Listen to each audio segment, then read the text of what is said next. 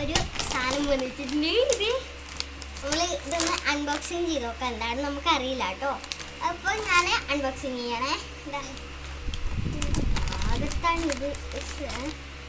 ഇത് ഇവിടെ നിന്ന് കട്ടില്ല, ഇവിടെ നിന്ന് കട്ടില്ല, അവിടെ നീ എന്തോ ഇങ്ങനെ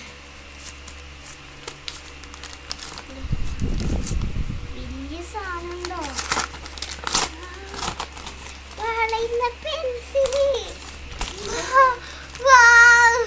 ഇത് നോക്കിയ ഫ്രണ്ട്സ്, നമ്മൾക്ക് വളയുന്ന പെൻസിൽ വന്നിട്ടുണ്ട് കേട്ടോ.